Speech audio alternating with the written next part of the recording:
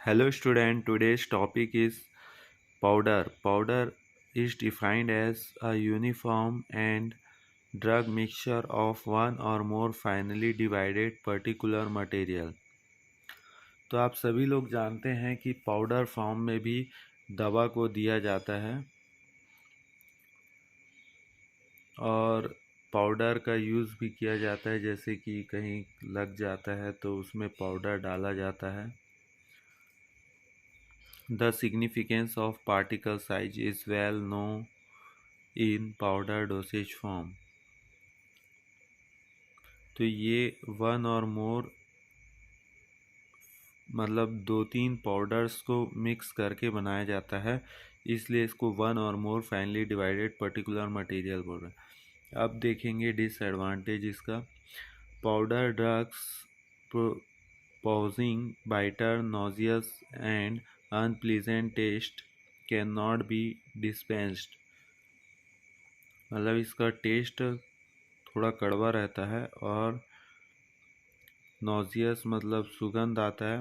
और सेकंड है drugs affect by atmospheric condition and are inappropriate from dispensing in powder dosage form.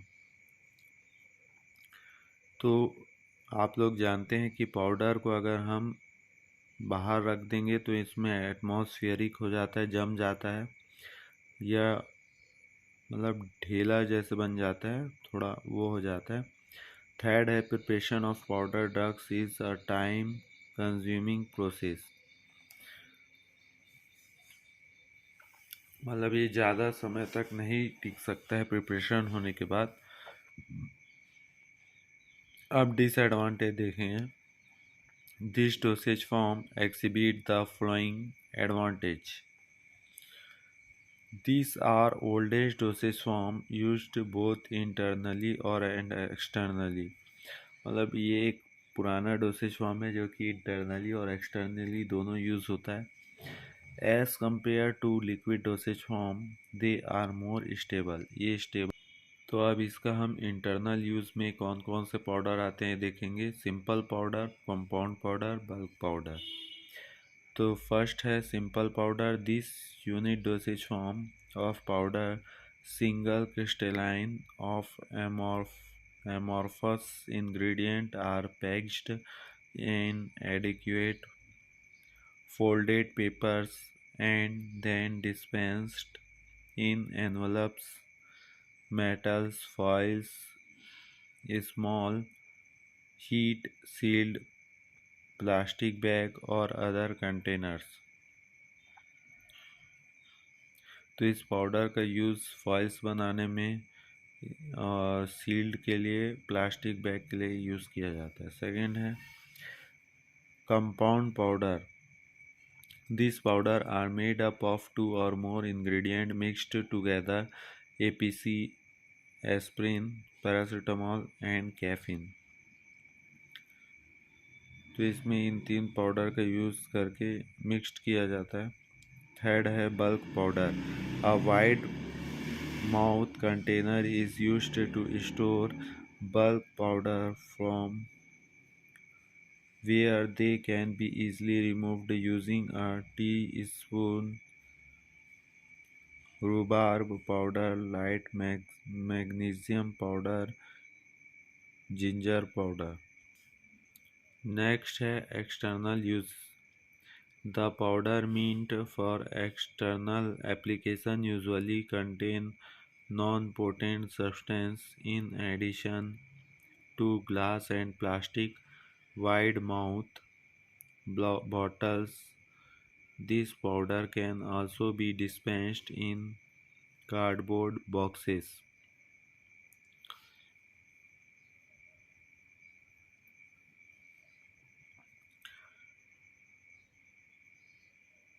अब next देखेंगे dusting powder. आप सभी लोग जानते हैं डस्टिंग पाउडर का यूज़ क्या है।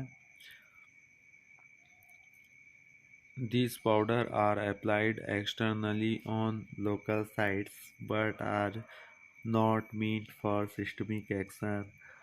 An efficient dusting powder possesses the following property. they should be homogeneous, they should be non-irritant, they should be freely flowing। जैसे खुजली उजली हो जाते हैं उसमें लगाने के लिए पाउडर का यूज़ किया जाता है, डस्टिंग पाउडर। नेक्स्ट है snuffs. These are chiefly used for inhalation into the nostrils, particularly by the patient suffering from bronchial asthma। मतलब जैसे अगर कोई किसी को अस्थमा की तकलीफ़ है, सफरिंग कर रहा है, उसके लिए पाउडर का यूज़ किया जाता है जिसको स्नफ्स बोलते हैं। They are decongestants, antiseptic and bronchodilator action. Third है डचेस powder. This powder can be applied in body cavity as antiseptic or cleansing agent besides being used in the vagina. They can also be employed for nasal, otic or ophthalmic use। Next है dental powder। These powder are not often prescribed by medicinal practitioner। Dental powder are generally used for cleansing the teeth। मतलब teeth को clear करने के लिए powder का use किया जाता है। फिफ्थ है इंसफ्लेशन। These are the inhalation type of dusting powder usually intended to be applied into the nose, throat, ear and vagina with the help